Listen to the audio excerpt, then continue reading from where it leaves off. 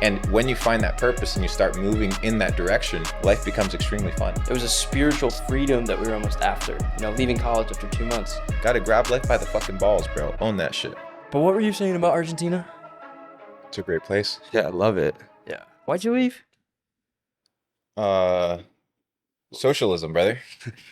Inflation. Fair. That's a fair point. You want to go really bad, though. Yeah, I want to live there. But I can totally... You want to live there with your dollar. Exactly. Like, I could totally understand being from there. There's just not the same opportunity. It's very bureaucratic. I'm making a move out to Bali. Okay. I'm going to do what I call staycations. So what I go is I find a country every single year and I'll just spend like 2 to 3 months there as a to-go-to place. Last year I did Croatia. I spent 3 months in Croatia, just like living in a house, meeting the locals, like being part of the culture. It was pretty fire. Nice. And this year I'm going to do Bali, just kind of That's dope. seeing what it's like to live in other spots. There. Yeah, I'm not really sure. But the issue is if you're an American, taxes follow you anywhere you go. Yeah. Like people say Bali and all this stuff, but brother, Uncle Sam will get his coin whether you like it or not. So it is. One way or another. So the best alternative is Puerto Rico, but then obviously what I said about opportunity cost. Mm-hmm. So I was talking to a buddy of mine who was also moved to Puerto Rico. He was one of the first guys that ever moved there. And I was talking to him the other day. I was like, yo, was it worth it? Was the move worth it because of taxes, whatever? He's like, well, let me tell you something. At the same time that I did the move to Puerto Rico for my 0% tax, one of my co-founders, or a guy that I was doing business with, decided to stay in Texas, right? And he built a company because he had access to more people, more connections, more information. And yeah, he ended up paying more in taxes, but he had made more than my buddy because of the positioning that he had kind of taken advantage of. Yeah. Whereby, yeah, you save money on taxes, but what's the opportunity cost? What are you leaving on the table as opposed to the taxes? And that's why taxes shouldn't always be the metric as to why you do something. Yeah. That's the whole purpose of it. You should be beyond. I've seen a lot of people talk tax bill. Yeah. A lot of people, like Hormozy was talking about that. I think Cardone's talked about it before. It's all about strategy, Yeah. It's all about strategy, how you place yourself, how you move, and it's always kind of knowing where you want to go. People kind of just bounce back off of the opinions of other people, like, oh, you should go here because of this, and people make these crazy decisions whereby they don't have a final goal or outcome. Yeah. And if you reverse engineer your entire goal, you already have ahead of time what you want to do in life, and you operate based off of that. So Puerto Rico for me is a strategic move, based off of what I did in my career, right? Like at 0% capital gains tax, sure, I'll spend 4 years in Puerto Rico because it makes sense for me. Crypto. Correct. But another person, it may not make sense to pay less than 16%, 20% less tax because they could lose massive opportunity here. Yeah. So that makes sense. Usually the guys that are out there are the guys that are going for like huge exits or already have like a big operating system. Yeah. Going for like $1 million, $2 million. I wouldn't say it's worth it. Like it's paradise, but it's also an island. So you have the limitations of what it means to live on an island. It's pretty sick. Before we keep going, kind of want to intro how this pod started, who our guest is today. Yeah. We have Mr. Luke Belmar with us. And this just kind of happened. It's funny because you this morning, so someone like tagged us and was like, you guys got to get Luke Belmar on. Okay. I follow him. That's cool. And then you tweeted it maybe a couple hours later. And I was like, oh shit. He's in Miami, whatever. Let's set it up. And you were like, dude, I got today. This is it. Yeah, I literally have today. I'm just in Miami because it's the only place where you can actually pit stop to go back to Puerto Rico or to leave Puerto Rico. So this is kind of the pit stop every couple days. I love it. Yeah, it was super funny because I was on a boat yesterday and drinking a little bit. I'm a little bit hungover today, just for you look good, bro. No worries. Transparency. But I woke up this morning, up a little bit later, whatever, and woke up still pretty early, like 7:45. And I wake up and do my thing, and then when I check my phone, I have a DM, and it's like a long time follower. He'd been in my DMs for a while, and he DM'd me. He's like, dude, Luke Belmar's in Miami. You should get him on the pod. Like, your guys' content and his content's like changed my life. It would be such a cool pod. I would love to see it. And then I reposted it and tagged you. I was like, yo, you down? Like, I feel like it's really useful when it's very organic like that, and people are like almost making the connection for us. The communities understand where the synergy lies, which is good. 100%. And so it's just, then you posted the tweet, and here we are. 4 hours later. I'm super curious how this internet persona of yours kind of developed, because it's almost like you came out of nowhere a little bit in the past, like maybe 6 months. Your first YouTube video was what, 4 or 5 months ago or something. I was checking it out, and you're kind of a newer name to the space. A lot of these guys, that post this stuff have been out there, but you're decently big, right? Like, a couple 100,000 followers every platform, and you just kind of popped up almost out of nowhere. So like, what's that story? Like, what's behind that? So, have you heard the story of the bamboo? No. So the bamboo spends its first 5 years growing under the earth, Uh-huh. but it's still growing. And then Yep. within 5 weeks, it shoots up yards and yards up in the sky. Nobody saw it coming, but the bamboo knew that in due time things would occur.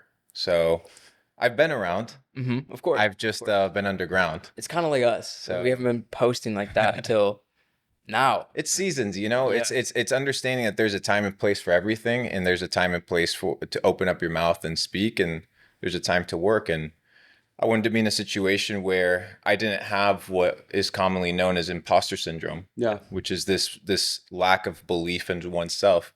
So what I needed to do was go on my quest and earn that self-respect that allowed me to open up my mouth, and not based off of what other people say or what other people think I am, but who I believe that I am, who I believe that I become because of my career. So I spent the first couple years under the ground, like the bamboo, and now we're just enjoying the ride. I love it. We'll see where we go. I love it. And how old are you, if you don't mind me asking? 27. 27. Okay. And it's because I was watching some of your stuff. Like, he called me. He's like, "Hey, we're gonna do this pod." I was cool. And so I'm watching some of your stuff. Just, I always like to get some background info. And like, there was a podcast clip on TikTok where you kind of went through your whole story of 16 leaving Argentina. We were talking about Argentina because it's amazing if you have dollars. And you left at 16. Like, when did things really pop off for you with all the trading stuff or e-com? Like, what year, how old were you? Yeah, so I was telling one of my buddies, we were sitting down and talking, and utilizing this concept of what time is, Mm-hmm.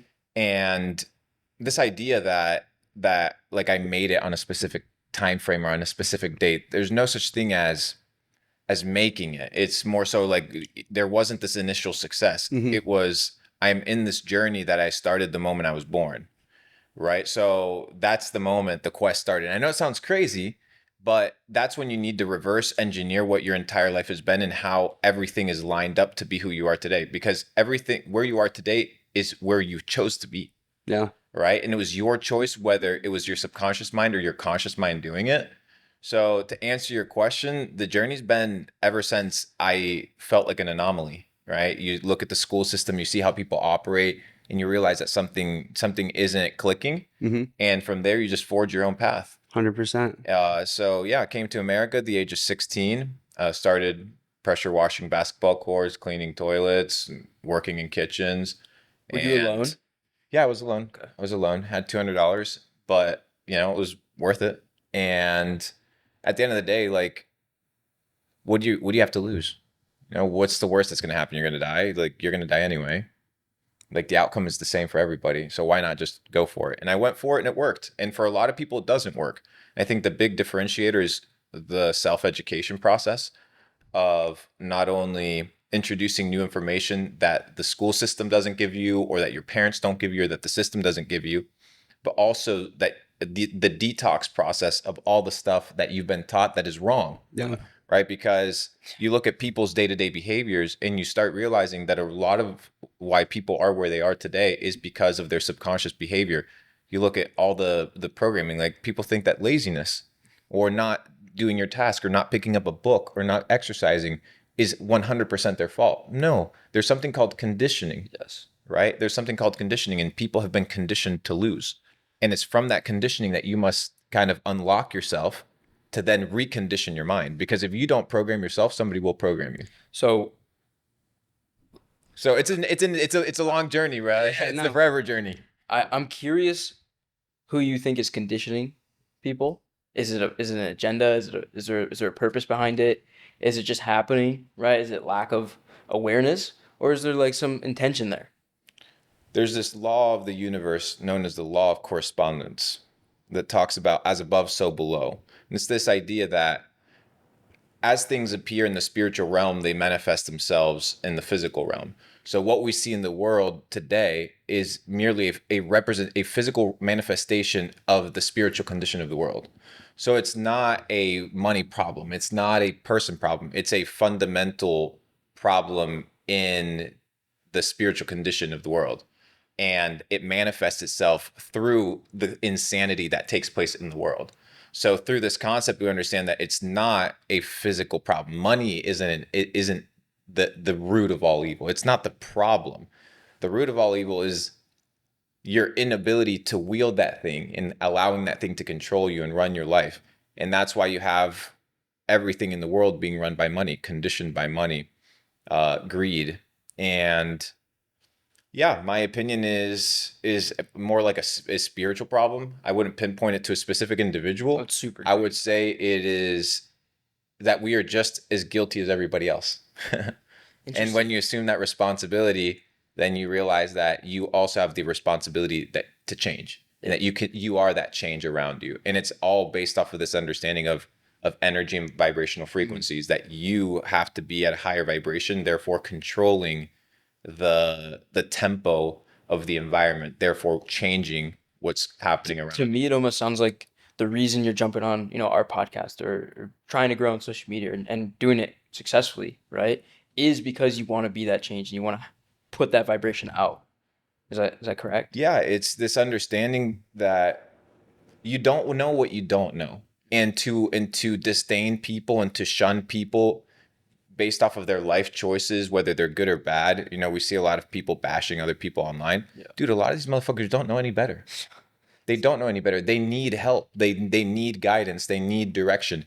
And if you can not tell them something, not tell them what to do, but guide them through a process of logic, of self-exploration, of questioning, of finding truth, then that person now has what? Hope. Mm-hmm. And hope is what a person needs to move forward in life. And what a lot of people don't have is hope. So if you can instill a little bit of hope, and that sometimes means you have to shock people into reality, then I think it's a worthy ideal.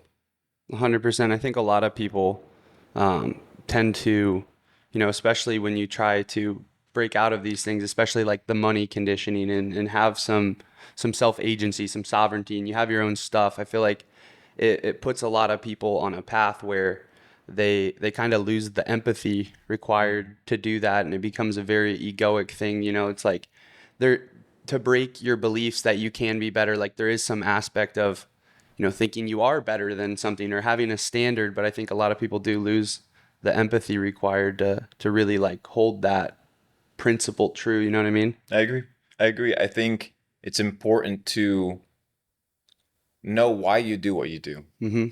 Why, like, okay, you're going to make money. Why are you making money? Like, why are you here? Or are you just a drone? Everybody's out here calling everybody else a bot, but they don't look at themselves in the mirror. That's so true. Like, it's so easy to call somebody else a bot and not look at yourself in the mirror and be like, yo, that was pretty body, dude. Nobody does that. Nobody holds themselves to the same standard that they want to hold other people to. So that's kind of how I've been operating. Is I treat myself with a lot of respect and grace, and I speak a lot to myself. And in these questions that you ask me, I try to understand at a deeper level, what does it mean?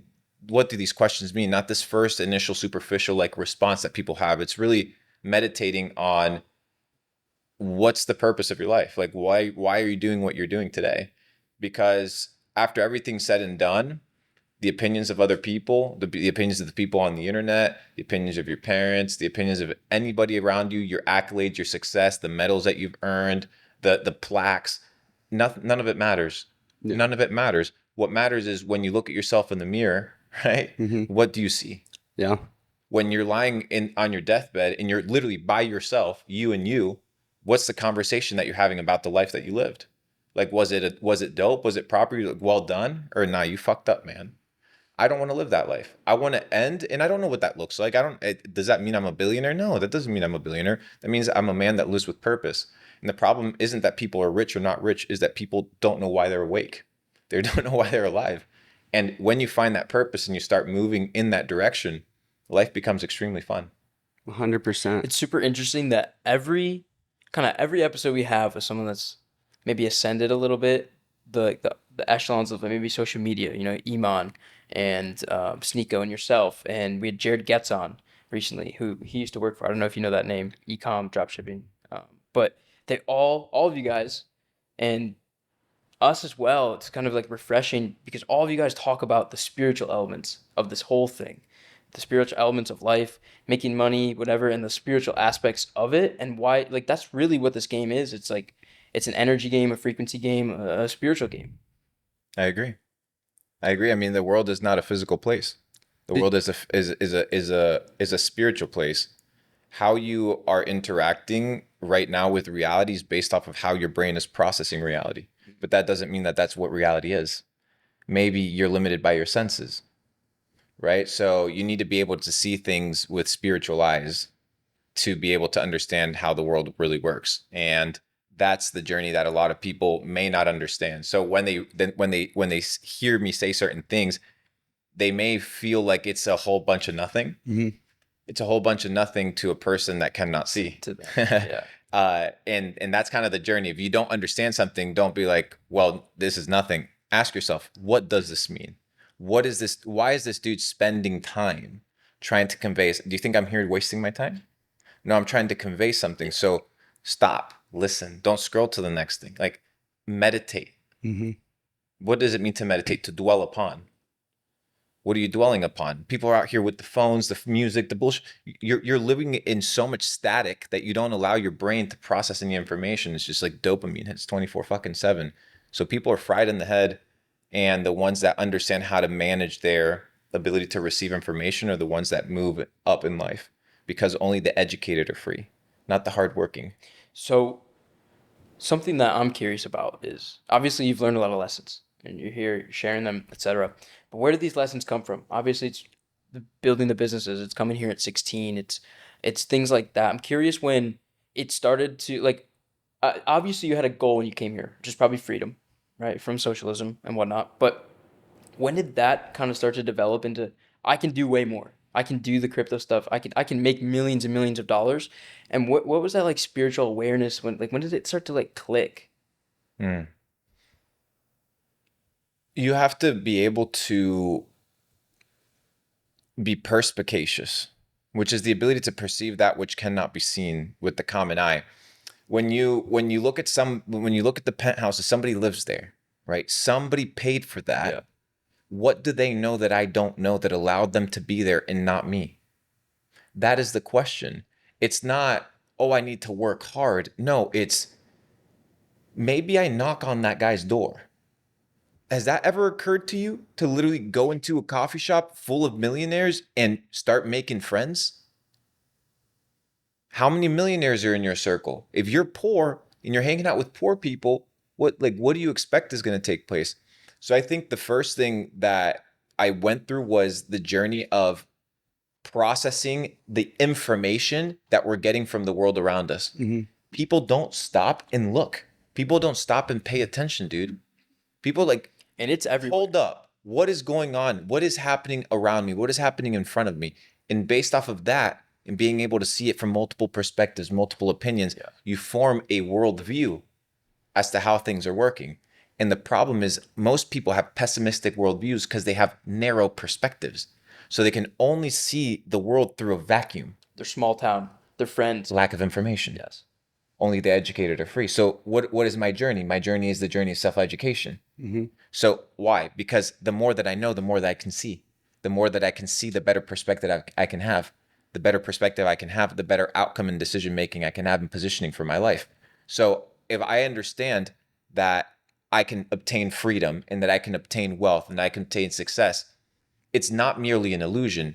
It is an understanding based off of what the world around me has shown me that it is possible, right? So it's merely a game of probabilities. So what do I need to do is increase my probabilities by knowing how the game is played. You play Monopoly. I win every time I play Monopoly. Why? Because I went on YouTube and I watched the videos. What are the lands that I should buy with highest possible return to win the game? Which land should I stay away from? which like literally you can build a strategy in the same way there's formulas in success to building a strategy in life. And if you don't think so, it's not that they're not there, is that you do not have the wherewithal or the mental capacity or the right information to see it. But it doesn't mean that it's not real. And once you have the humility to perceive that and have a student's mind, you'll be able to see the way in all things. I love it. You're spitting right now already. This is starting amazing. Yeah, I mean, I think a lot of people. We were on a Twitter space last week and talking about this with exact our same friends. thing. Like, most people live their lives for an outcome.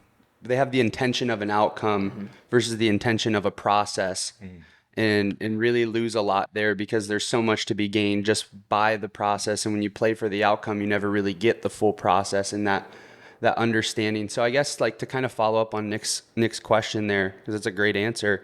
Was there, like, when you were 16 and you're flying to America, did you move to Miami then? I would imagine. No, I traveled around, so I was Okay. literally just hopping around. There was no one location. I'm Cool. all over all over the country, bro. All Love over it. the country. Love it. But did you have that same, process intention, or just the yearning to understand at that point? So Or was it? it was more so the process of survival, right? So Okay. you go from like surviving to living to thriving. Yep.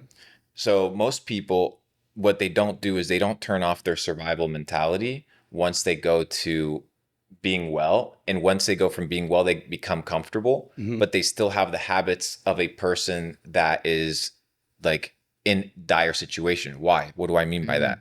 They're always looking at the fast money. They're always looking at the quick money. They're always looking at the quick bag, right? Because they're still thinking in scarcity mindset, in the same mindset that they needed to get out of in order to get to the next level. It was the essential one, right, in order to survive, but it's not the necessary one in order to thrive. So I was in survival mind at that point. At that point in my journey, I was like, I just need to make money. I got to pay for rent. Like, I got to figure out how to live. Then I started buying a couple books here and there. One of my buddies introduced me to stock trading. Somebody else introduced me to crypto. A lot of things that one could call luck, but I call positioning, right? Because I positioned myself in the best restaurants, for example. Like, why would I go work at the shitty restaurant where I could work at the best restaurant? Like, it was just made sense, all right? Why would I work? If I'm going to work, might as well work to get paid for what I produce. So I'm going to take a job in sales instead of working a 9 to 5 where it doesn't matter how much I produce. I'm capped by my hourly wage, right? So those logical steps of actually taking pride and respecting my time, knowing what my time is worth, is what led me to, in my survival kind of hustles, be able to be paid based off of what I produce and not my time, which I think gave me the ability to speed out of the bullshit a lot faster than most people.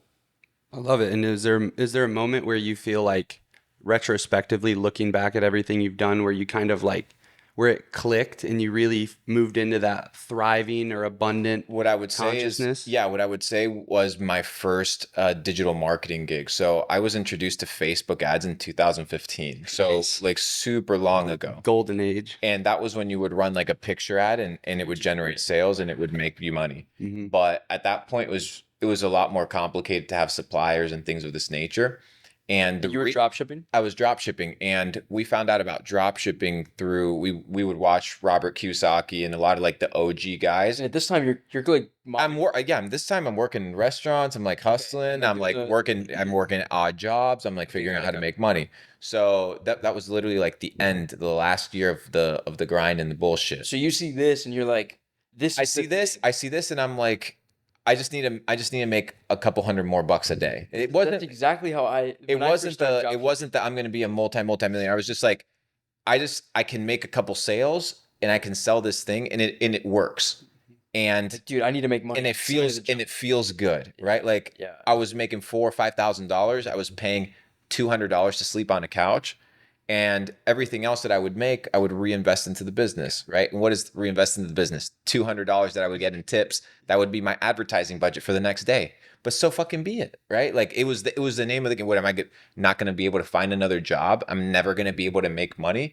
I never had that negative talk and that perspective, because I just understood that it was part of the process, that it was the grind and the process. But then the next step of self-actualization or self-realization was understanding the value of information and understanding that if you can position yourself ahead of time as to where the money is going to go, you're going to be able to capitalize on it. What do I mean by that? Is that people that have a job or are employees, most of their day is focused on what? Taking care of somebody else's business, running somebody else's business. You're getting paid for that. So the amount of time that you have allocated towards self-exploration, self-development, all this stuff is capped because you add commuting, you add being tired, you add eating. A lot of people don't have time left. They do if they wanted to make it, but we're talking about the average person. They don't have massive amounts of time left to make something meaningful. So what I would do is I would set time aside every single day in order to get educated. So what do I mean? I would pick up stock books. I wouldn't read them all the way through, but I would skim over them. I would buy them. I would look at a chart. I would research, what does this pattern mean? And then what I would do, spend every single day looking at the Bitcoin chart. I've looked at the Bitcoin chart every single day for 5 years. So when I look at something, it reminds me of an event that took place back in 2018, and this was the price movement, and this was what was taking place, and you start becoming natural and pattern recognition, and starts becoming natural, and starts becoming a habitual kind of intuitive aspect of your life. So what I started realizing was I need to figure out what are the skill sets that I need to learn that are going to allow me to be intuitive and become rich. So how do you become intuitive and rich? Investing patterns, like understanding how to invest. Like it's a skill that you can learn and a skill that you can develop. It's not luck. Like there's dudes out there that understand how to make fucking money. The banks, they're literally just investment firms. They take your fucking money and they invest it on your behalf. And you dumb fucks, you put your money in there thinking that your money's sitting in there. All it is a number on a screen. Your money's out there being used and deployed. I've seen you talk a lot about BlackRock. Yeah, BlackRock, it's crazy.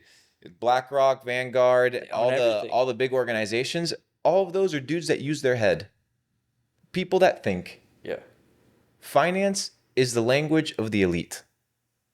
Okay? Finance is the language of the elite. Back in the day, the church would block people's access from God. Why? They wouldn't let people speak in Latin. So therefore, they couldn't read the Bible. So what would happen? They would have to go through the middleman. Today, you want a middleman? Perfect. Here's your banker because you don't know finance. You don't know law? Perfect. Here's your middleman. Here's your lawyer. The fuck is that? Another person representing you because because you do not understand how the world works? So I realized that if I wanted to get to the next level, I needed to get educated. So on my spare time after the hustle, back commuting, podcast, reading. I was addicted to getting fucking mentally strong. And not just physically strong, not just hustling, but mentally strong. Because the Bible says it, as a man thinketh, so is he. So what you think about yourself becomes the reality of who you are. So what you put in here is going to manifest itself through your life. So I've realized I just need to insert so much good stuff here that it will naturally be a byproduct of what I spit out. And it worked. So people just don't want to do the day-to-day. They don't want to do the right things today. You make $1 million, guys, by doing the right thing every fucking day. You do the right thing. Go sit down with a millionaire every single week. You can't figure out how you can provide a little bit of value, how you can be of service. Open up your eyes. Like the opportunity is out there for everybody, but only the few people that understand that they need to use this are going to be the ones that make it. There's the working class. It's the people that work. And there's the ruling class, the people that rule. Do you think the ruling class works? Come on, brother. Get woke. I love it. It's super true. I remember back before I really had anything, because I had a similar story. Like I know you don't have that much exposure to our stuff or us or whatever, but just kind of realized that in college playing ball and just hated the class. What sport were you playing? Football. Amazing. And I would go to class and I got great grades, all that kind of stuff. But I just this can't be the thing that's going to get me there because it's felt like so much time. And so I realized that and just left on a whim. And I look at that first year and nothing maybe tangible happened, but I learned so much stuff. I'm going down all these rabbit holes. But what is tangible? That's a great question. That's, I guess, It's almost like nothing is tangible. Because I felt the same way. It was always there was a number attached to it, but it was a spiritual freedom that we were almost after. Leaving college after 2 months, It's like I just knew I was boxed in spiritually. Yeah. I just knew I was boxed in mentally. Like there's no opportunity for me there. Yeah. Like actually, in at the time, like tangibly, maybe it's a dollar sign, but intangibly, it's a mindset expansion. Correct. It's a spiritual expansion. It's just growth in general as a person. And that's where it needs to start before it becomes real. Yeah. And the thing is, people don't want to be patient. People want microwave results. That's a great. And that's the type of food you're going to get. Nobody wants to wait for the Michelin star. Yeah. Nobody wants to sit down and let the chef cook. The chef is life. You were talking about, you made a point. You said everybody's focused on the results. The result is also known as the output. In computing, you cannot control in every sort of facet. You can understand it. There's a high likelihood of probability. You cannot control the output. What can you control? The input, right? So if you can control the input, the principle of sowing and reaping, right? You just plant the seeds, You understand that by natural law, the outcome will yield itself, right? So if you go to the gym and you exercise every single day and you eat extremely healthy and clean, you understand that you will develop a certain physique. Mm-hmm. You're not saying, oh, I hope I'm going to get this physique. You know that if you do this, this result is guaranteed. What it looks like, what your physique looks like, how many abs actually show, all that is the output. You can't control it, but you can get healthy, right? So people, instead of focusing on the input, which is what they control, they focus on the output. How can I make $1 million? No, motherfucker. How can you today pick up a damn book that teaches you what the history of money is? This thing that you're pursuing, you don't even know what it is. You're just chasing it like every other motherfucker chases it. People chase shit that doesn't attract to them. People chase stuff that runs. I don't chase, I attract. I'm literally just sitting here and money comes to me. How? You don't think it's real? Don't worry. Don't think it's real. More money for me. It's okay. Keep doing your thing, G. Keep doing your thing. The ones that get it, bro. So position yourself. Stop being a hustler. Start being a boss. Starts right here. I love it. Fact. I think I love that. I do too. 'Cause I've talked to too many people in Miami that are hustlers. I'm gonna make it. They work for me, bro. I'm gonna make another buck. I'm gonna do this. And Let's do the math, brother. Let's do the math. Okay. People out here flexing that they make 10K a day. Okay. And I understand. I understand to the 99.9%. That's a fuck ton of money. I get it. And so be it, guys. It's a lot of money. You can live off of that. Now that we have that out of the way, let's talk to the 0.001% that understand what 10K actually is. Still hustler money. Let me explain. I understand. It's a lot of money, perspective. But I'm going to talk to the guys that have big ambitions and big dreams, and the girls. 10K a day. What is that? 300K a month. Mm-hmm. What is that? 3 million a year. 10 years, that's 30 million. 40% taxes. What are you left with? it's not enough. What are you left with? Okay, let's say you're left with 20. Living expenses, you're left with 15. You just worked 10 years and you have 15 million in the bank. I know that sounds like a lot of money, but it ain't a lot of money because you can spend it really fast. Or I could just work for 10 years and go for 100 million, but I'm going to cash out at the end of 10.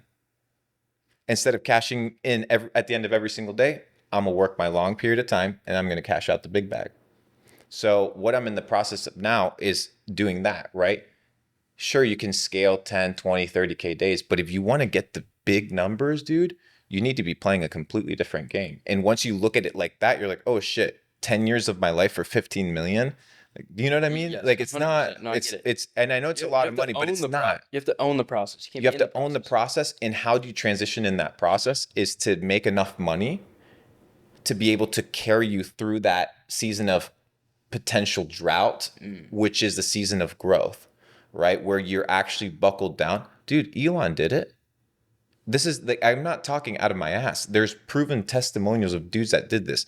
The guy sells out of PayPal, takes all of his fucking money from PayPal, reinvests it, goes risky, almost loses it all, and builds 3 multi-billion-dollar companies. He could have cashed out at 150, sat back, called it a day. But he said, I understand the process. I understand how I can multiply my money. I understand how I can get to the next level. And that guy, for all the other guys that lost, that guy was able actually to succeed and pulled through. And dude, it's a fucking testament. I can relate to that so much. Like, obviously not Elon level, right? Sure. But I can relate to that so much because we just hired a ton of people. Yeah. Or we just hired like 5 or 6 people for our business, and it feels great, right? Because I shut down my agency and we restarted this coaching consulting business, And it feels great because you get pulled out of the work, right? You're not on the calls anymore. You're not in the process. You're not writing the things. You're visualizing it and then putting it into the process, and the team does it, right? Brother, you're creating it. Yes. You're creating it. What you're doing is you're taking the idea, and through your brain, which is the receiver of information, right, between the spiritual world and the physical realm, you're downloading it and manifesting it into reality. Manifesting it into reality at scale requires the ability to understand how to deploy and manage people and cast that vision upon those individuals. So you're in that journey right now, and it's that process, but you're not just delegating. What you're doing is you're creating through these people. Correct. It's fucking crazy, dude. It's spiritual, like Yeah, you said at the beginning. 100%. Now, what does that look like for you? What's the big project for you? Self-development. I'm the big project, bro. Okay. Myself. The ultimate project is self. There's nothing else. I've made enough money, bro. Like, I understand, and I'm just getting started. Like, the money is just a metric of the value that you provide, right? And I'm not talking about scamming money. I'm talking about real money. So it's a proportion and a measurement of the value that you provide. So, but the money will come. I'm not worried about the money. I'm just focused on becoming the best version of myself. Like, what's next for me? How do I wake up and make sure I'm more flexible in the morning? Like, that's what I'm thinking about, dude. Like, I ain't thinking about fucking all the problems. I'm thinking, okay, how can I stretch and make sure that I can touch my toes a little bit better? Okay, how can I do more push-ups? Like, bro, that's the thing. That's the stuff that I'm worried about. So you're Because it's the day-to-day, it's the small stuff, that's the stuff that matters right now. Because I understand that it's going to compound. How? Okay, what does it mean? What does this definition mean? I literally spend time looking at definitions of understanding what the fuck do I say? What I'm saying, what does it mean? When I use the word understand, what does the word understand mean? Like, truly, where does it come from? And you start looking back at the history of the word understand, for example, and it comes from when they used to have boats in shipyards, right? And they would set them up in order to inspect the belly of the boat. And they would put the boat on a stand, and they would go under the stand to inspect the bottom of the situation, right? So understand is it also, but you can begin to piece that all into how the world works. Or the situation. Correct. And you begin to understand the things that you say, the power of the words that you hold, how people use words to manipulate you and trick you, right? So when they tell you that this is the land of the free and home of the brave, what does that even mean? What does it mean? What does it mean to pledge allegiance to a flag? It's a good I question. pledge allegiance to God. You see, so these are the things that people begin to say, and they don't question why they say what they say, or they don't even understand what they're saying. So another one that's funny, if I may, is people talk about jack of all trades. Master of none. Who told you that? It's a common phrase that you Yeah, learn but who? growing up. Yeah, but who came up with that? What's the origin of that? How do you know it's good? I believe it's like carpentry origin or something like that. But who knows? Who knows? We don't even know. The if whole it's good. point is It's people just a cliche. people believe it. Yeah. People say jack of all trades, master of none. Isn't there a longer phrase to that? Jack of all trades, master of life. The more that you know, the more that you know. Jack of all trades, master of none. Master of one is how it finishes. It's like master of none. Being good in one vertical alone isn't going to take you to your fullest potential. You need to be well-rounded. Jack of all trades is the master of life. Master everything. And once you break that down, I was like, oh, damn, that's true. What else is a lie? Everything. That leads to a question for you. You recently went to Ohio. Yeah. The whole train thing, whatever. I'm from like 130 miles from there. Obviously a clear lie, cover up, things going on. Cover up for sure. I have a vlog coming out. It should be published by the time, it should be out in the next couple of days. So by the time people see it, they'll see this. So just Luke Belmar, East Palestine, it'll literally show up, and hella cover ups. 100% people are absolutely getting. What was your motivation for going there? Nobody else did. Okay. Fair enough. Like, brother, I'm side questing here in real time. I don't need Lamborghinis and yachts every day. Like, that gets old. I can go out and hang out with people that need help. Why not? This is why I'm here. I'm side questing. It's true. It's amazing. You're talking on so many different things, and I want to go into all of them. I mean, number one, like etymology and the meaning behind words is a seriously insane subject to really dive into, and just there's so much to be gained from doing that, and you learn a lot about some of the lies that you've been told via that etymology. all the really like spiritually inclined people that I know too are very, Very articulate. yeah, they're very conscious of that as well. Like if you ask anybody who really feels like, or they can alter their reality with their brains, or they really have some sort of command over that, they're very, very particular about the etymology and the Because words have power. Because words are a physical manifestation through sound of the spiritual. And that's why it's extremely important to be careful with what you say and how you say it, because you are materializing that thought. And even in what you can do is, even if the thought is negative, you can materialize it in a positive way. And that's your ability to become an alchemist of reality. An alchemist is somebody that basically has the ability to morph elements. So you become an alchemist of reality by taking a negative thought and manifesting it in a positive way. Like you look at yourself and you're like, damn, I look fat. And you're like, I look good today, but I could look better, so I'm going to go exercise. And what you've done is you've manifested in a positive way a negative thought, therefore becoming a master of your mind. casting spells. Yeah, it's crazy, Definitely. dude. It's amazing. There's that example where it's like taking certain things and not twisting them, right? But like just understanding them in a different fashion. Twisting them for sure, brother. Twisting them, bending, morphing them. That's what reality is. Reality bends to your will if you choose it to bend to your will. And then there's the example of we have a friend that we've had on the podcast before, but instead of saying that's sick, that's great, that's amazing, right? Instead of manifesting that's sick. Another one that I started doing was people are like, oh damn. What does it mean to damn something? It means to curse. No, blessing. I do that. But, oh, that sounds crazy. No, but it's what you're saying. You're literally cursing stuff. So people hear a good concept that I say, or I hear a good concept, people go, oh damn, that's crazy. No, not damn nothing, bro. No. Bless that statement. You know what I mean? Because 100%. it is what your word actually conveys, whether you believe it or not. And all in the road, and we hear it as well, the road to hell is paved with good intentions. So it doesn't matter how you feel or how you perceive what you're saying, it's what it actually does. What's the outcome of it? And a lot of kids have their parents, they're like, oh, but my parents love me, what my parents are telling me. Doesn't mean they know what's best. Or doesn't even mean that they know the power of the words and the words that they hold. So I think people need to start studying words, and I think it's going to be extremely important. I mean, even just looking at money, right? You look at money, you look at a bank, right? What is a bank? What is also a bank? A river bank. Right. And what does the river bank do? It controls the flow. The flow of what? The flow of the current, the currency, right? So if it's controlling the currency, it's also controlling the what? The flow. The flow of what? The cash flow.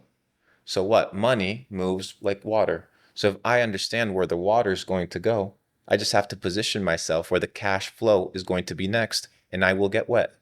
Welcome to the big leagues, motherfuckers. I love this right now. It's there's so many areas to dig into. I think like you mentioned, the master of or jack of all trades. And I think like so many people, it does get tied into money and the way things are now. But it's really interesting because you're talking about education as the gateway to money. And really, like, what does the education do? It allows you to see and find this really specific knowledge. And you mentioned, like giving that away to a lawyer or a banker who has more knowledge than you on a specific subject. And but I take think control of you, take right? control, and Of that's your situation. yeah. And I think like this idea of And you're bound to the what they tell you they know. You don't even know if they know what they know. Yeah. Yeah, you have no way to regulate it or fact check it or whatever. But I think it's really interesting because to me, the way the world is changing and the economy is changing, like human specialization. There was a quote that one of our friends posted is specialization is for insects, right? Not for humans. And I think that as the world continues changing and the economy continues changing, like I think that having these parallels in all these different arenas or verticals of life is really going to be the only way that you can, create enough value in a world of AI to be of service to other people, is to be able to like recognize the different parallels between different things, whether that's health or money or spelling. And so I guess my question for you is how and when did you start? I mean, you always had like a penchant for education, it sounds like, and just seeing the world a little bit differently. But how did you start really internalizing that mindset of I'm gonna know everything and I'm gonna be good at everything? And how do you think people can curate that a little bit more for themselves? It's by realizing that the problems in your life were caused by the information that you have, and that you cannot solve the problems in your life with the information that gave you those problems in the first place. You need new information. Yeah. So if you have problems in your life, you have to stop. Like the problems are there because of the way that you think, of the info that you have. So stop. So I evaluate it. Look at my bank account. I'm broke. I'm sleeping on a fucking couch. Like I'm not as healthy as I should be. What the fuck is wrong? And all roads led back to here. Something's wrong here. Something's wrong here. So this is what I need to change. Pick up a damn book, bro. Go for a walk. Ask yourself, if you have a job, if you're working a 9 to 5, is this the best job that I currently could have based off of my potential? Yes or no? No. Can I get another job? Yes. Can I get a job that pays me 20% more? Yes. Then that's where you start. You don't have to go make a fucking $5 million this year. You can start today with something actionable, but you need to be able to utilize your head. And the problem is most people disdain and they hate education because they compare it to the indoctrination that they received when they were in school, thinking that they were being educated. The system told them that they were being educated, where in fact they were being indoctrinated. That's why they hate it. You know, when you usually get sick from like food poisoning, whatever it is that you ate right before that food poisoning, you usually hate that food. It's like icky. Yeah. It's the same thing with education. The reason education is gross to a lot of people and why it's so distasteful is because of what they've been told education was. But the science of self-learning is the first step to freedom. There's a connotation associated. 100%, but it's not real. Yeah. It's not Higher real. education. How do you know? intellectual How do you know that stuff. the history books are real, bro? I got a book right there. It's just Bro. the falsification of history. There you go. Because it's all bullshit. It's all a perspective of one dude or a couple dudes that most likely won whatever took place, covered up a ton of shit, and made themselves look good. It's Wouldn't you do the same? like, how are they going to paint 2016, 2020, all this stuff? It's Oh, it's all it's going to covered be up. completely different. It's already covered up. Yeah, there you go. Past news. Bury one hatchet, bring another one, and backstab them again. Like, until people learn, it's going to keep happening. But when you understand the rules of the game and how history works and the loops and cycles and the ebbs and flows of life, you can position yourself and be like, okay, I win. You know, the people that hate the system are the ones that aren't making money and aren't winning from the system. You know, the guys that love the system, the ones that understand it, run it, and are benefiting from it. So instead of complaining, understand that the game is going to be played whether you like it or not. And you better get your bag secured by understanding how the rules of the game works and how the game is played. And by that point, you're not going to be complaining and wasting your energy going on Twitter. Do you think your fucking tweet does anything? It's going to change anything? Think you're no, it's just going to get your ass banned. You dumb fuck. Is that the objective? No, the game beat you. You didn't have self-control. You didn't understand how to play your cards right. Right? So instead of blaming the system, the exterior, everything is self-responsibility. Everything happens because of me. And once you start living that way, you start playing your cards a little bit differently. You start playing more intelligently. And ultimately, you understand that the outcome of your life is because you chose it to be that way, whether conscious or unconscious. I think it was Terrence McKenna. He's a guy that talked a lot about psychedelics and mushrooms back in the day. Yep. Don't quote me on him, but I think I heard it from him in one of his speeches. He says, men will be guided by their subconscious mind their whole life and call it God. So what does that mean? That most people are guided by their subconscious mind and the programming that is taking place. They're just fed bullshit. Fed bullshit. And they will assume because it's in the back of their head that it's God talking to them and leading them. And it's like, if this was God leading me and guiding me, why is my life so shit? I don't know what type of God you have. But if God is a God of order and not a God of confusion, then why are other people that say that they understand and know who God is live such a shitty life? I think a lot of no sense. people God is now this. God is the phone. God is the social media. What does the God is dollar the say, gangster. brother? In God we trust. People's trust is on the fucking paper. It's right in front of you. Mhm. It's like it's literally right in front of you. The mockery is right in front of your face. It's hilarious. Trust your God right here. There you go. Trust me. The banks, they own every fucking corner. Here, look at it. You walk around Brickell, they own every corner. Yeah. Every corner. Do you think that's by chance? That's by design. That's by design. What? And you can't cut yourself a little sliver? Come on. It's not that hard, guys. Just put in some hours. Most of you guys ain't even trying. I love this right now. And so if, you know, you mentioned like playing within the confines of the game, playing within the confines of the system. Right now, I think the message that, you know, Matrix. to me, there's like, you know, there's two ways you could go as somebody who's made millions of dollars, right? You can, you know, keep that money. You can continue milking the system. You can make the right connections. You get access to these, you know, pre-IPO offerings or the best real estate deals or, you know, the roll-ups that are getting ready to happen before they happen, this tech startups, all this kind of stuff, right? And for you, to me, what you're doing is not necessarily playing within the. I mean, you're definitely playing smart, right? But not necessarily within the confines of the system, because I don't think the, you know, you have a large influence. I don't think the banks like, you know, you educating the younger generation on TikTok. So I would love to hear what your intention is with that. Do you like, is that playing within the system? Because I don't think the system necessarily likes that. And to me, like a guy like you with a lot of money, you made a lot of money in crypto and e-com and all this different stuff. Like you could just kind of have it good and have the insider play and really understand. So what's the intention of really educating people in this way? And what does that look like for you? Because the current system that we live in is not a sustainable system, right? So if you look at the New York Stock Exchange, all the publicly listed companies, what do they work for?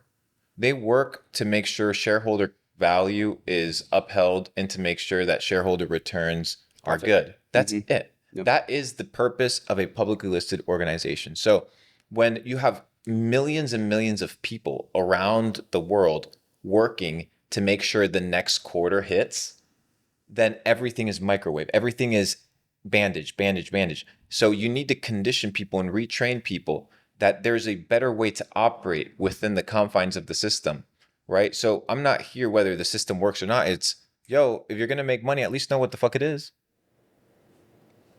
right? Like, I'm not, do you think I'm going to go out here be the rebellion against trillions and trillions of dollars? Bro, I know better. Yeah. I'm not an idiot, but that doesn't mean that you can't have plants in your house to oxygenate your house and drink spring water instead of drinking tap water.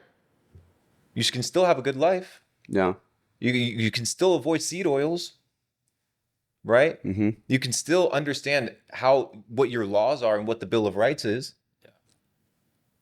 Do you think the banks care? They don't give a fuck. They just know most people are not going to do it regardless of whether I say it anyway. So I'm not here to fight anybody. I'm just here to talk to the people that are ready to get to the next level.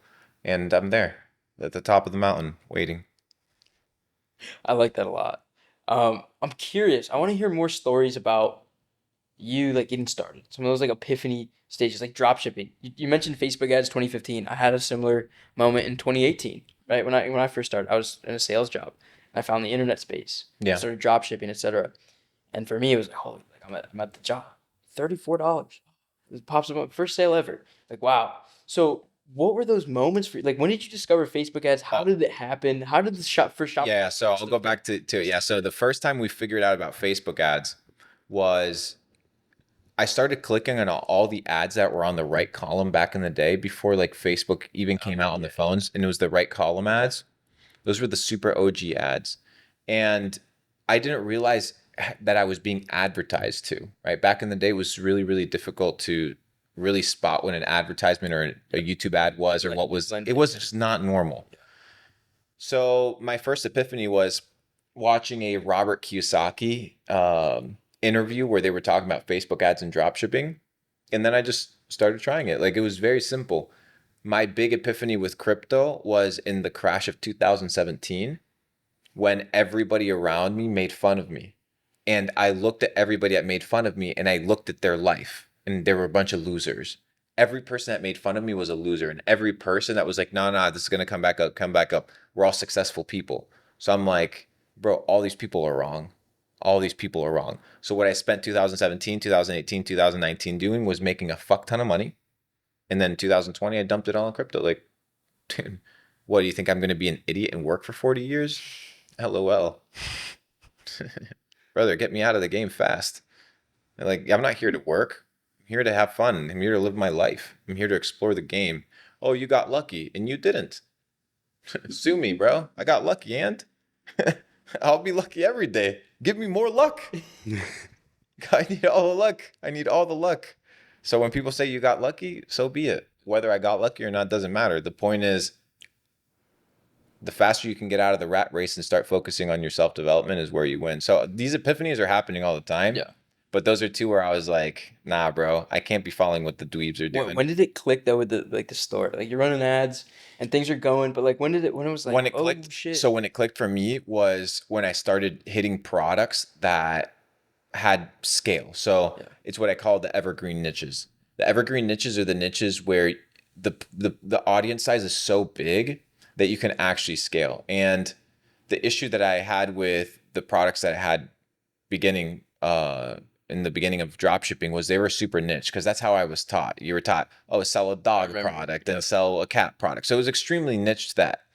But then I was like, let me sell like QVC. So I started selling like QVC. So I would take kind of QVC type ads and the samples and the offers, clone the offers, clone basically the video format, run it, and it would work. So what I started doing was selling household products. So things that people would buy on a regular basis that they would just buy out of convenience, and they would buy it from me. So just started running ads with that, did super well 2019, made quite a big bag. 2020 was our best year in e-commerce because everybody was getting banned for selling household products. We were already established selling household products, cleaning products, all these stuff. And then everybody started getting banned because they wanted to circumvent the policy of hand sanitizers and masks that Facebook had banned. So what we did, we're like, okay, everybody's trying to circumvent the policy. And we're like, well, let's just follow the policy. Let's just find a creative way to get our way. And we just reformatted our products and reformatted our structure to appeal to people's pets. Why? Because the mentality was still there of, I need everybody in my family to be healthy. Yeah. Your pet is part of your family. To a lot of people, they are. So now we started reformatting sanitation and cleaning products to animals. And it went fucking ballistic. And it worked super, super well. And then I started experimenting with, this was kind of like this was like my big, like, savage run. So I like to share it. And the big kind of like epiphany that we had in dropshipping was that people utilized ads as a conversion metric. I used ads as a awareness metric. So what I would do is I would create a good enough ad, have a good enough product that I could trend and hit virality in an organic way. So people started treating Facebook as kind of like a billboard, and I treated it more like a Reddit forum. Yeah. So what I would do is I would have it created to farm natural engagement, therefore reducing the CPMs. So for example, I would have, let's say, a dog product, and in the comment section, a lady would be like, this would be really nice for my dog. The average dropshipper, a person that doesn't use their head, would respond, oh, really? Here's 50% off coupon, assuming that they're going to shop. You know what we would do? Go in there. Oh, that's great. Can you upload a photo of your dog? We would love to see it. Boom, she replies. Now we get a third account to be like, that dog's ugly. Now the lady responds and she gets livid and she goes crazy. And then you start introducing politics, and then you start introducing all these other things. And as soon as you know it, you have forums going on organically in your ad. Therefore, tricking Facebook into believing that this ad is going to be really good for like the native experience, boosting you up, reducing your CPMs, and giving you fucking hella conversion. So in 2020, at that point, I think we had the 10th biggest ad of all time. It had like a 250 million views, like 200,000 likes on the ad. It was like crazy, like 100,000 comments. It was really, really insane. So we ran that pretty well for a bit.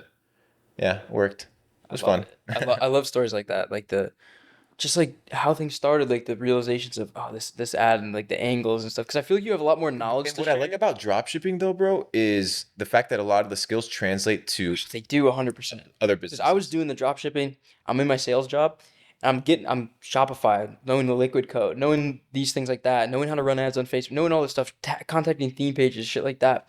And then I transitioned into just growing theme pages. So I was Yeah. like, this is easy for me. This is, and just it clicked, right? But those skills transferred. Yeah, I still know how to go build Shopify sites today. I still know how to do Facebook ads, and it just compounds over and over and I over. agree. Um, but I feel like you have more knowledge to share because we're talking about the spiritual stuff. We're talking about this perspective. I feel like some of it's aimed towards maybe like the TikTok kids, right? But I feel like you have this core knowledge behind like the tactics, right? Inside the stores and, with For sure. Bitcoin and reading charts and stuff like that. And you mentioned 2017. And 2017 was, I had just dropped out of college and I'm seeing Bitcoin go stupid. And I'm like, what is this? Like, I first exposure to it, right? And I'm looking at Ethereum, I'm looking at these other ones. I'm like, oh, if I just bought one of these, it might go up a little bit. I'm an 18-year-old kid, I don't know what's going on. What was you said people laughed at you. What Yeah, were they laughing about? the it was Thanksgiving and people were going around saying what they were thankful for. Luke Belmar, what are you thankful for? Bitcoin. Everybody laughed. Okay, so be it. I'm very thankful for it. And this is did it crash? 2007. It was right before the crash. It was like the super hype right before the crash, but everybody was laughing at me like, "Oh, whatever, like And superficial, you were in superficial." it at that time? I was in it heavy, bro. I started buying Bitcoin at like 600, 500, $600 Okay. way back. Yeah, and biggest plays were Cardano, ADA. Bought that shit at half a penny. My biggest bag was PancakeSwap. I didn't buy that, but PancakeSwap, I owned 1% of the circulating supply. I got into it at $25 million valuation and it wrote it to 2.6 billion. It was fucking really crazy. I slowly cashed out on my way up, so it wasn't like a full blown like crazy exit, but pretty much a unicorn type what was your event. process for identifying that? Do you know people that, Yeah. tell you things? So it was kind of I was betting on CZ. So remember with the app Yep. Clubhouse Yeah, back in the day when that used to be a thing? I got banned twice on that shit. I was like, this app won't last. Censorship resistance apps are going to be the future. So anything that censors people's ability to speak the truth eventually kind of crumbles. It's a good question. I don't know. I don't know how to answer it. It's interesting to me hearing I'm like gonna leave for that one. hearing your, marketing background and what you're doing with your e-com stores, and then hearing, all your like self-development stuff, and then even, crypto, like it really comes back to people at the end of the day. Like all the things you're saying, you're understanding how the end user experience watching your ads is intaking that information being presented to them. You're betting on certain tokens because You're of the betting on leadership. people, and it's kind of like, Everything is that's people why at the end of the day. That's why I was careful with the point because it's like Sure. you can't always just bet on people. That's why I was being a little bit careful on it. But for example, if you look at Elon, the dude's gonna make Twitter successful. Are you gonna 100%. bet on him or not? Like, dude, like the dude's a fucking genius.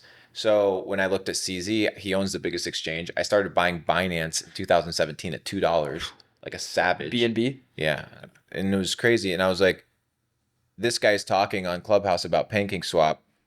There's a high likelihood he's gonna make this thing fucking run. So I put my chips there, and it worked. And it could have easily not worked, but it worked. And that's what life is. Life is literally calculated decisions.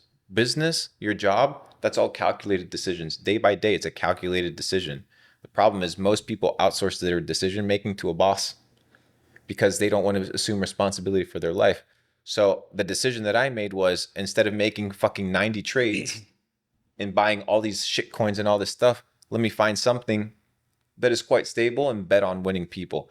I was a little bit careful about answering like the betting people point, because you don't always want to be looking at other people as your vehicle for running a bag. No. But it is also the case that it is possible. I mean, look at the other side. I was more Look at the so- antithesis of it. Bet on Look at SBF. SBF. Yeah. If you look at SBF, right? He was. Yeah. That's why I was I was careful more so- about it, because more it so can asking- easily backfire. Yeah. What made you aware of it? It's kind of, and that seems to be answered by like Yeah, you. the clubhouse and literally just going in there and asking. Yeah. And you hear the guy and he's like, oh, well, I don't know who the team is, but we're in contact with them. The bull run is starting. The shit's worth 25 million. I understand how tokens run because I saw 2017, those shits ran up to billions of dollars. So you just have to be able to get in. And I cashed out most of my pancake swap between $26 and $36, most of it, when one of the owners of FaZe Clan hit me up and was like, what is Safe Moon? And I was like, nah, bro, fuck this shit. I'm out. Because it was taking place as it thrived on the Binance Smart Chain, which told me it was it was hitting climax point. When a dude that games and has nothing to do with crypto starts asking me about it. That's a big cue for everybody on the next bull run. The moment people start mentioning it, get out or start taking positions out. Why? Because the bankers, the elite, the financiers, the venture capital, they are already in at the bottom.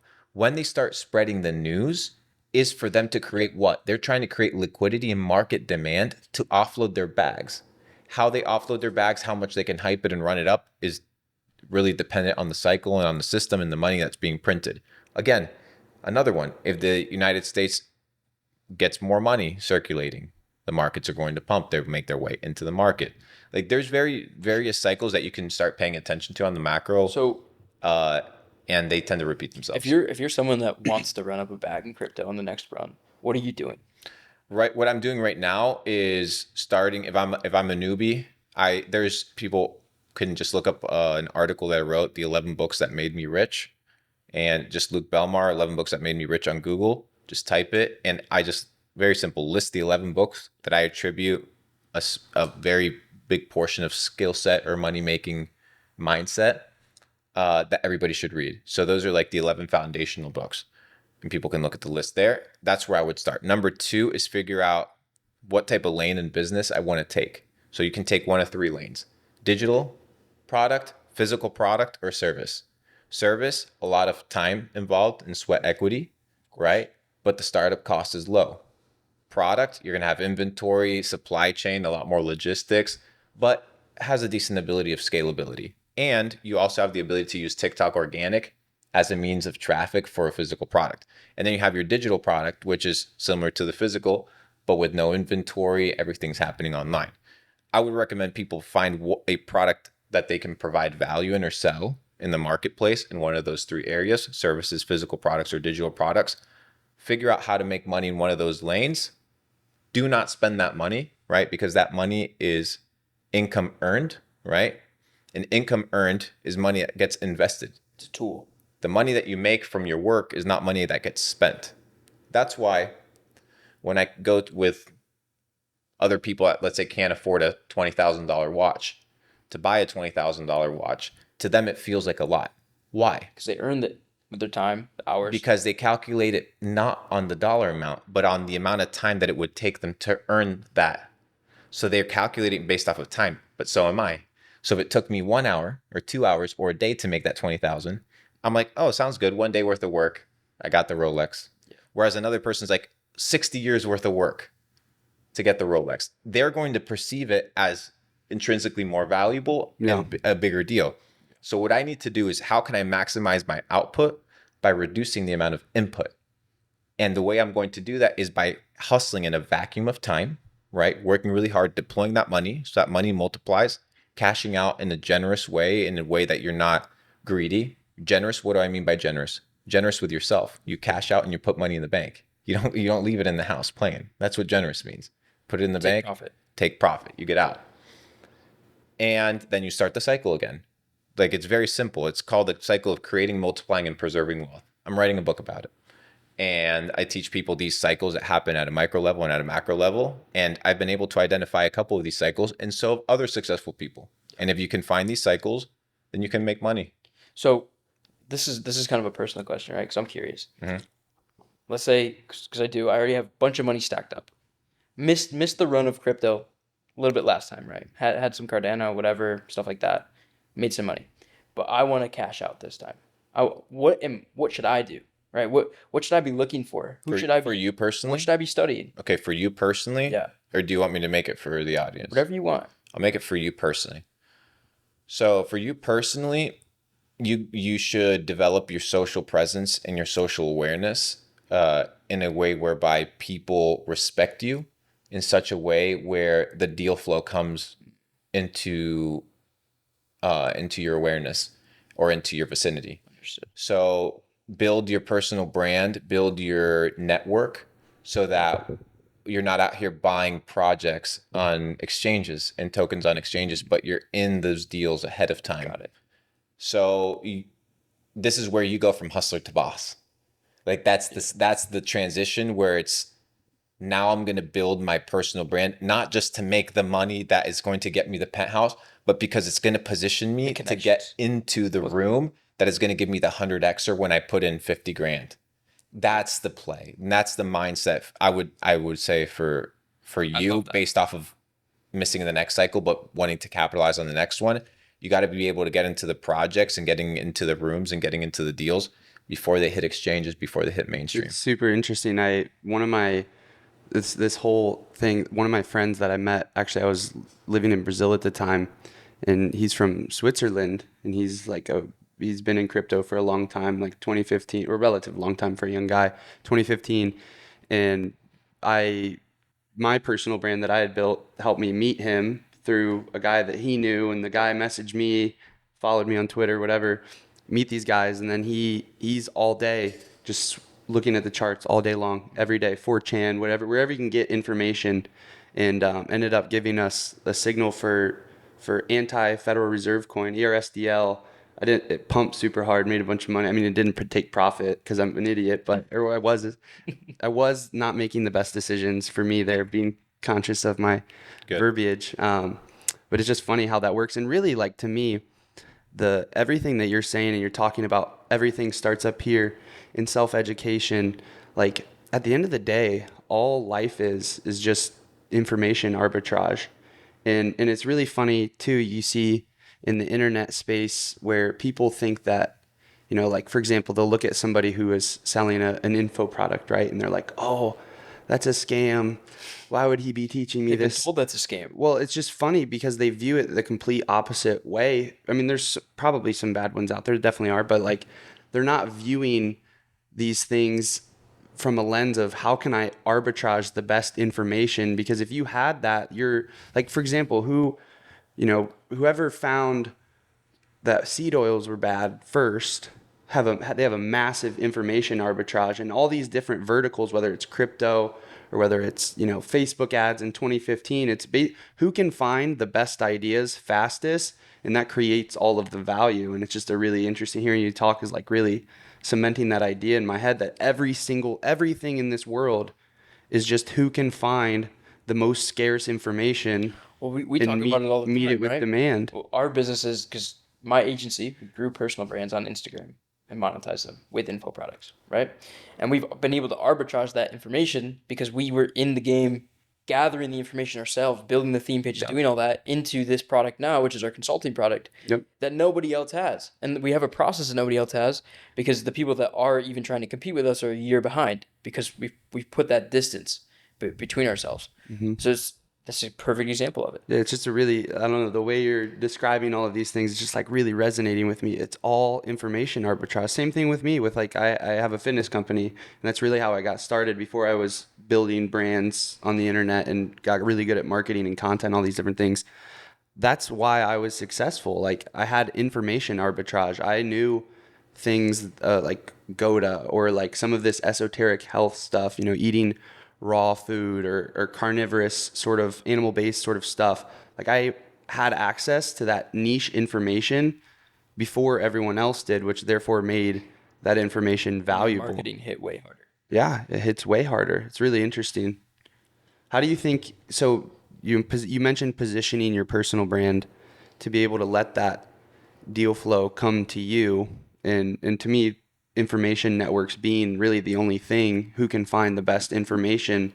I want to hear the intention behind how you position yourself so that these things happen, and how do you go and find that scarce information, or where do you look to be able to have that arbitrage for yourself?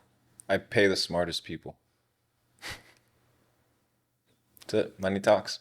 Like, I know it sounds insane, but I pay informants for information. People that work at companies, I pay them for information. Like, it's not illegal. It's not wrong. Hey, what's happening? And I'm not talking about just investing. I'm talking about just in general. Money talks. So you go to a restaurant, you pay the security guy, you pay the host, and you pay the server $100 each. Now, and every time I go to that restaurant, I don't have to wait.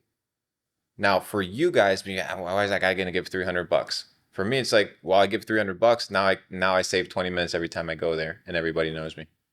So it's not just information arbitrage, but it's also positioning arbitrage. Understanding that the information is important, but you must act on the information. You need to position yourself. You need to utilize it. There's a lot of information out there as to how to succeed or how to do well or how to get to the next level. But it's extremely important to not only understand the information, but understand how to position yourself. Because both people may know that at the final destination of the race, right, there's the medal or the prize. Two people may have the information, but one starts 50 yards ahead. The position is at an advantage. No. So it's not just information arbitrage, but it's also positioning arbitrage. And if you can combine both, for example, what is a positioning arbitrage? Let's say you're Chinese, right? Positioning arbitrage, you get a better communication relationship with the supply chain, with the suppliers, right? So you have a positioning arbitrage, not just an information arbitrage because of language, but also a geographic arbitrage. So what do? Instead of going out and figuring out how I can get a third-party logistics company to work with me through AliExpress, I literally just go find and pay somebody who's already positioned and has the information in China to be my personal middleman. So now I have a right-hand woman literally going to Shanghai ports and telling me what are the hottest products that are being shipped in and out of the country. It's like, the fuck am I going to do product research? My product research is on a different level, brother. I'm product researching the inventory, the count of the boxes that are going out and figuring out what is viral, what is working, what is not working ahead of time. What are the factories producing? I know it sounds insane, but it's not insane because people are doing this at the next level. Let me give you the example. There's a billionaire known as Ray Dalio. And what this billionaire did was he was going to make an investment into an oil company. He was trying to make investments in the oil space. I don't know if it was directly buying oil or selling oil, but it was a big trade that involved oil. So what do you think? This guy hops on TradingView and looks at the oil charts to make a decision? No. What he does is he shoots satellites into space and he calculates the oil containers based off of the lids that move up and down because they move based off of the levels of the oil, what the oil supply is in the oil containers based off of the imagery of the satellites. And he makes his investment decisions based off of that. Like a fucking G. What, am I not going to try and emulate that? You think I'm going to be small-minded like you peasants? Not you guys, but you know what I mean? Yeah. And be in that situation where, like, I'm not going to limit myself, brother. Like, I'm going to get creative. I'm going to figure out ways to do this. And there's always a way. There's always a way. And there's many ways to the top of the mountain. There's not just one way. If this way doesn't work, there must be another. There has to be another way. There's infinite possibilities and the infinite of possibilities. So it's your inability to think outside of the box that we talked about in the beginning that keeps you kind of limited, which is why you said, like, I got to get out of the box. When we started, you're like, oh, the apartment, the pet, like the nice house. Oh, yeah, it feels like a shoebox, right? Like it's good, but it's a box. Yeah, you got to get out of the box, bro. I agree. The mental box. The mental box. The limiting box. So that's my thought, bro. That's I think that's pretty good. I think people like this one. Yeah, I think so too. I want to know now, you mentioned you're at the top of the mountain because you've created. I'm not at the top of the mountain, brother. Well, I think you objectively did. I just started. Did say that, but you did say you were at the top of the mountain, which is why I said that. Oh, the top. Oh, okay. Yeah. Like that was an analogy. For sure. For the students of the dojo. No, so I wanted to hear but this leads into my question. Perfect. I want to hear what your current mountain is. You mentioned self-development. Like, what does it look like from here? Where do you Are take? you still running a lot of like the dropshipping No, stores and stuff? no, Okay. no. I'm out of e-commerce. I have a few little projects in e-commerce that are brands, but I don't spend my time on physical products right now. After supply chain with COVID was kind of like fucked. I'm looking for bigger moves. Remember, I'm not doing the 10K, 20K, 30K days anymore. Like I'm ready for the big deals. If it's not $10 million plus, don't talk to me. I don't care. I don't want to see it. I don't want to hear it. I don't want it in my vicinity. It's haram. If it's less than 10, don't bring it to me. Why? Because I don't need it. Like I don't need to go get $1 million deal. Yeah. And I know a lot of people go get that $1 million deal. Go get that $100,000 deal. But for you, maybe going and getting that $500 deal is not worth your time. Don't go do it. Right? So somebody hit me up today, like, "Oh, I'm gonna give you 10. I want to give you 10 grand to be on my podcast." I'm like, you can't buy my time. What the fuck you mean? Like 10? No, bro. No, my time's worth more. So it's kind of having that limitation, that perspective that people evaluate their hour and they don't consider what it's worth. You see all these guys and they're like, "Oh yeah, I made $1 million this year." Yeah, but you were in your office 24/7, grinding your face off, deteriorating your health, deteriorating your mental game, no relationships, no balance. I'll make 700,000 and be out in the sun, jacked, having a good time, shredded, feeling good, eating healthy. It's what you want in life. And it's kind of finding that balance. And I'm not saying that you can't do it with a lot of money or not. What I'm conveying is the more responsibilities that you take on, the harder it becomes for you to develop the balanced lifestyle. And if you don't do it at the basic level, what makes you think that you're going to do it later? Like if you can't control your eating habits now, how are you going to control your eating habits when you're worth millions and millions of dollars and you can get whatever the fuck you want, whenever the fuck you want? You're going to end up looking like the guy from the Bank of International Settlements that's trying to push that CBDC that looks like a fat fuck. Yeah. Right? So no offense, but that's the truth. So in my opinion, people just got to wake the fuck up, brother. It's a new season. I'd love to hear more because you mentioned the Bank of International Settlements, something that I know about. Not a lot of people talk about that. Not a lot of people mention stuff like that. The bank that owns all the banks, right? What was your obviously probably crypto, right? Kind of that got you into that space a little bit more. But what do you look at where CBDCs are going, where digital currency is going, and what they're doing, and things like that? Like, what do you think is going to happen? Whoever provides value in the marketplace does not need to worry about what currency is in circulation. They will continue to make money. Dude, I don't care if it's a CBDC, if it's a QVC, if it's a QR code. I don't care. I will adapt to the times, and you can't fight it, dude. It's a machine. It's like trying to go against the Matrix, and you're just an individual with no superpowers and nothing. You're not going to be able to do it, but you can be allocated in different places around the world. You can be diversified. You can be intelligent. You can, I know it sounds insane, but you can have multiple houses and multiple passports and multiple geographic locations where you move. Be nomadic. Be kind of like a pirate under no one jurisdiction, right?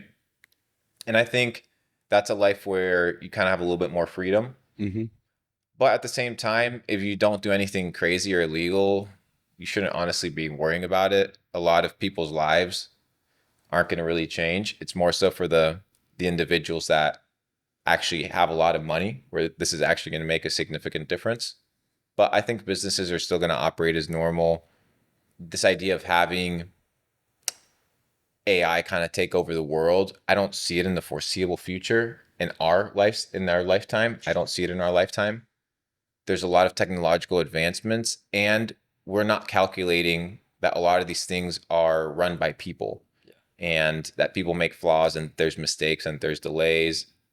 And look at what they were saying 100 years ago of where we were going to be in the future, like flying in rocket ships and stuff like that around here. And it hasn't happened. Like bitches are on TikTok and on OnlyFans. Like that's where we are in society right now. All right. So like it is what it is. So where are we going to be in 100 years? I don't know. But I'm not worried about 100 years. I'm just doing what I got to do now and making sure that the skills that I develop I love that. are not replaceable by AI. Figure out what can AI not replace. There's things that AI cannot replace. What are they? But they're going to replace the guy that's out here inputting numbers on the Excel spreadsheet. the chick that's checking your bag in at the airport, she's gonna be replaced by AI. So that's the danger for those people. What's going to happen with those people? Well, they're already going to want to put them on universal income because they can't sustain themselves. So they have to create a fake currency that kind of sustains the ecosystem. These guys are kind of winging it as it goes. It's the truth. So these guys are winging it, but they are a lot more powerful. They're a lot more calculated, and they are a lot more resourceful than we think. And if one person thinks that they can go up against the system, they don't really understand the system that they're up against. So just focus on leveling up, G. It's the name of the game. Put your head down and get to work. I love it. Yeah, I like just hearing their perspectives. We've talked about that on the pod a few different times where it's like it's good to have a peripheral awareness of these things, but it's not really good. It's not really good to deploy energy to it. Yeah. Because your attention where attention where energy flows, attention goes, and where attention goes, energy flows. Right? So where's your attention? That attention will willingly or unwillingly deploy energy, life force. So are you going to be expending your life force focusing on somebody else's life, dreams, ambitions, problems? I don't give a fuck about what anybody else is doing. How hard is it to understand? I don't watch people's stories on Instagram. I don't give a damn. Like, I don't care about anybody's fucking pancake at the souffle shop and whatever, dude. I don't give a damn. I'm living my own reality. And people are out here worrying about what I do. Don't worry about what I do. Watch the podcast and go fucking level up. Go touch some grass. Go do a handstand. Go eat some organic oranges. Mm-hmm. Go drink some chlorophyll and some sparkling water or some spring water and go read a book. Stop being a depressed piece of shit. It's a choice. And if you don't think it's a choice, so be it. It's not a choice. And that's how you'll live your life, like an accident. But the people that want to make it out and they want to win at life, got to grab life by the fucking balls, bro. Own that shit. My voice is spitting right now. For real. This whole pod just spitting straight bars. I want to hear more about like cuz you have a really really unique perspective. I want to know like what you are, you know, I know you mentioned if it's not a $10 million play, you don't want to touch it. Like, can you talk more about maybe what things you're considering for that big play, or even what venture capital. Okay. So just deploying my money into good vehicles of multiplication. So betting on winners at smaller plays. But it's just family office. You know, I don't like taking other people's money. I don't like having gold handcuffs saying I venture for people. I run a fund. No, I run my own shit. I do my own thing. I'm not accountable to anybody. I don't touch anybody's money. I run my own family office. I'm a team members in my family office, and those that run my venture. So that's pretty much how I operate. Multiplication at this point, like I said in the beginning, working is for the working class and ruling is for the ruling class. I'm not saying I'm ruling class. I'm not saying I'm working class, but both people are conditioned to do one thing, right? So if I'm conditioned to be a worker and it's not fucking working and I can't seem to live a full life and stuff, and I'm always trying to scrape by, then something about this thinking model is wrong. Maybe I should learn a thing or two of these guys that run everything. Yeah. Maybe a couple things. What about more personally, like, you know, jack of all trades? You want to learn everything. Like, what are you working on more personally? Jack of all trades is this idea of I'm not focused on one vertical. So Yeah, I divide life into 4 categories. Okay. They're quite well known, but it's broken down in a good format: health, wealth, love, and happiness. Ty Lopez.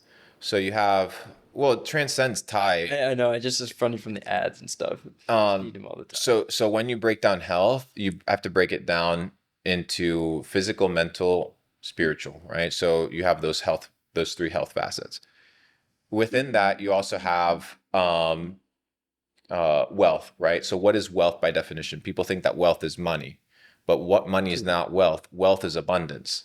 So what does it mean to live an abundant lifestyle, right? So I have my health in check as a foundational plate for all of what I'm going to build on my life. So unless I have health, I don't have anything else. You can have a loving girl or a great relationship, a ton of money, but if you don't have health, you have nothing, right?